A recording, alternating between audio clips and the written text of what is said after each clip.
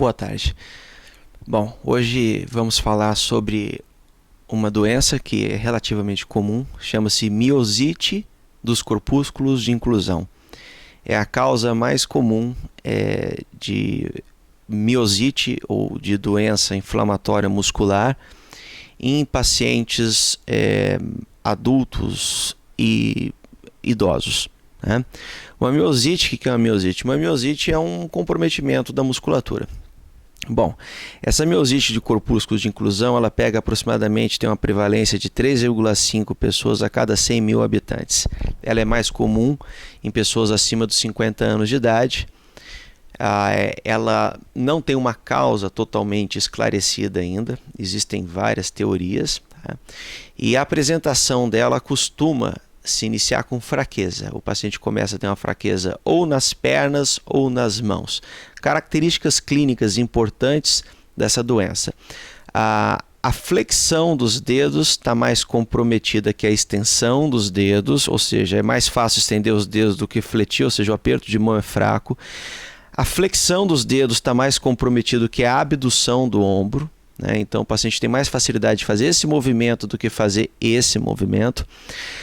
A extensão do quadríceps, ou seja, esticar a perna, está mais comprometida do que fletir a perna ou fletir o quadril, ou seja, levantar a coxa.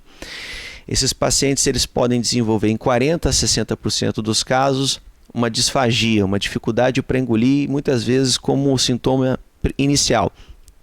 Isso faz com que a gente também tenha que pensar em outras doenças que podem envolver a disfagia.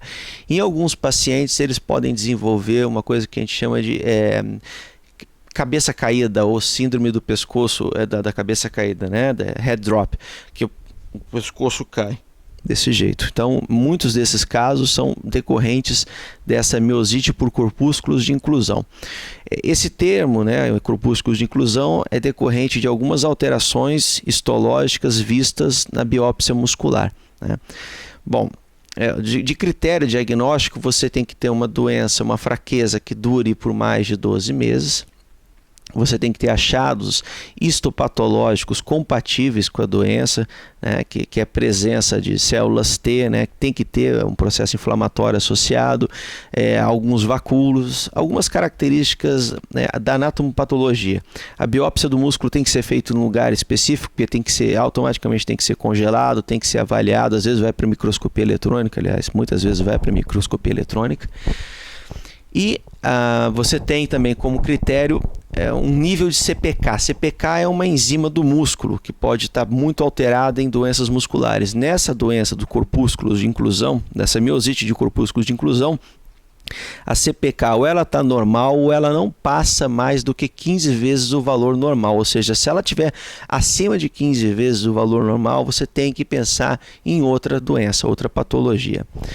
Bom, basicamente são esses os critérios. É uma doença que ela tem em conjunto, né, algumas alterações nas células, de alterações de proteína. Então ela entra dentro das doenças conformacionais, como a doença de Alzheimer e doença de Parkinson, em virtude do tipo de alteração proteica que ele tem, e das proteinopatias, né, que você tem a demência frontotemporal e você tem a esclerose lateral amiotrófica. Então, é uma doença que ela possui algumas alterações bioquímicas e de conteúdo semelhante a essas doenças.